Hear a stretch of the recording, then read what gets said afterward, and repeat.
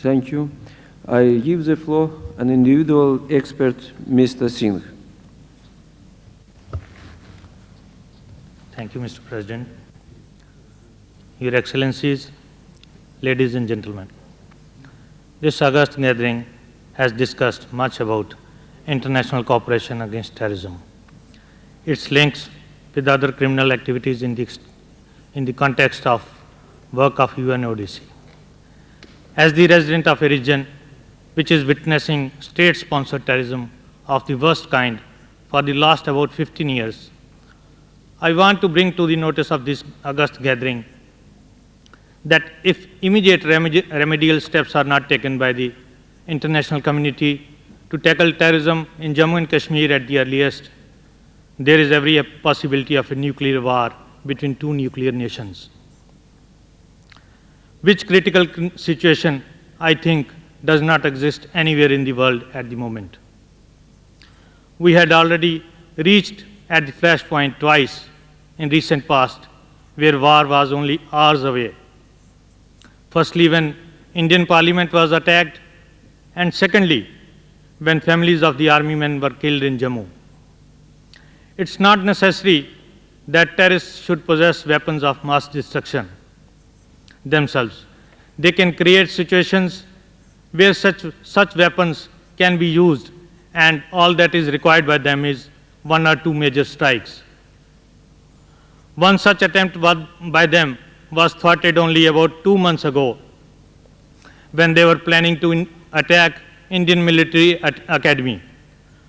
Sir, for the last about 15 years, about 63,000 terrorist-related cases have occurred in Jammu and Kashmir alone, which comes to more than 4,000 cases per year, or about 13 incidents per day, which includes shootouts, bomb blasts, killings of civilians, etc. Officially, more than 40,000 persons have been killed. Thousands are missing, thousands have been maimed, and more than 500,000 people have become refugees in their own country.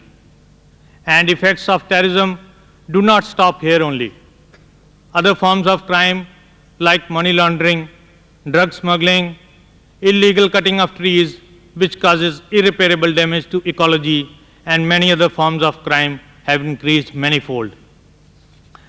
I have brought much more data on terrorism and drug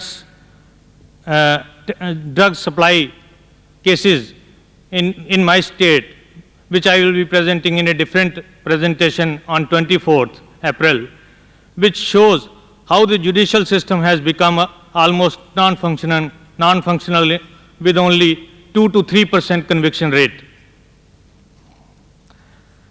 And sir, people are getting killed, people are being killed, they are being denied to use modern technology, and this gathering will be astonished to know that in this age of information technology and globalization, we were allowed to use and own mobile phones only 1 year ago. The judicial system has crumbled and people have no security and safety. Women are being raped in isolated mountain hamlets, and children are being forced to become terrorists and ID planters. I respectfully submit that if we want to check this menace in every part of the world, we have to put efforts on fast track. For this, we need to take a few urgent steps, sir. Firstly, the practice by a few countries to adopt terrorism as a state policy and for having different definition for terrorists and labeling them as freedom fighters needs to be stopped. We must have a single definition for terrorism, one method of prosecution and one punishment, and if possible, one single international agency for trial of such serious cases. The efforts of the United Nations and the Secretary General in this direction are laudable and must be supported by all nations. Secondly, sir, the Western nations must not confine their efforts for wiping out only Al-Qaeda or some of its sister organizations. Because if we do not put efforts to demolish all such organizations, big or small, and operating in every part of the world, we may have only limited success. Thirdly, we should try to create a mechanism within the ODC where if a member state makes a complaint against any other member state that its territory is being used for terrorism or it is sponsoring terrorism, then a fact-finding committee be constituted to verify the complaint.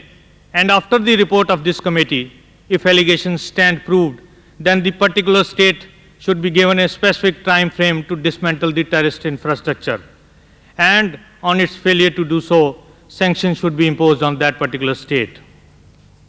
Fourthly, sir, the banking institutions which are operating with a veil of secrecy in certain countries, they should be asked to be transparent so that the funds are not diverted for terrorist organizations. Lastly, I thank this gathering for giving me an opportunity for presenting the real picture of that part of the world which requires the urgent attention of this gathering and the UN ODC itself. Thank you, sir.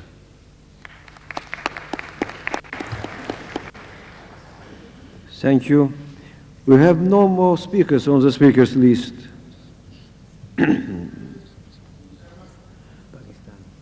Pakistan. I give the floor to the Pakistan. Yeah. Thank you, Mr. Chairman, for affording me this opportunity to respond to some of the things which have been just said by Mr. Singh, although I don't think this was the right forum for that. But since he has raised these issues, so I think it is only appropriate that these issues should be responded to. First and foremost, what is happening in the state of Indian-held Jammu and Kashmir is due to the reason that a United Nations resolution on allowing the right to the people of that state to choose through their free will their own future has been denied for the last over 50 years.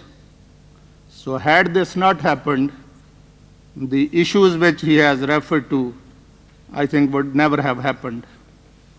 There have been more than 50,000 deaths at the hands of the state, armed forces and militias of the people of that state.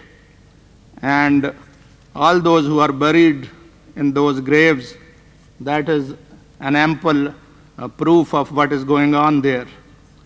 But now at this stage, since, the two countries are already talking to each other, and hopefully they will be able to find out a solution which is acceptable to the people of Jammu and Kashmir.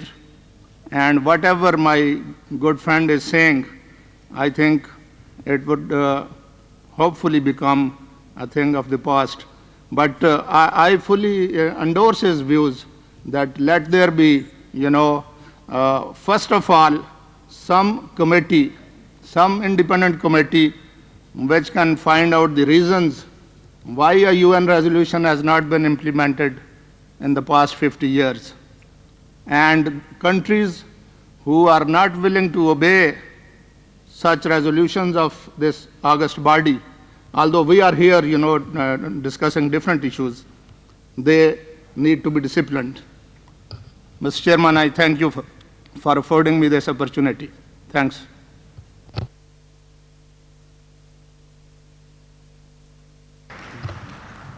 Thank you.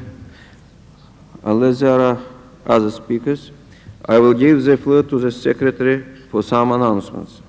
Mr. Secretary, you have the floor. Thank you, Mr. President. Two announcements relating to meetings tomorrow morning.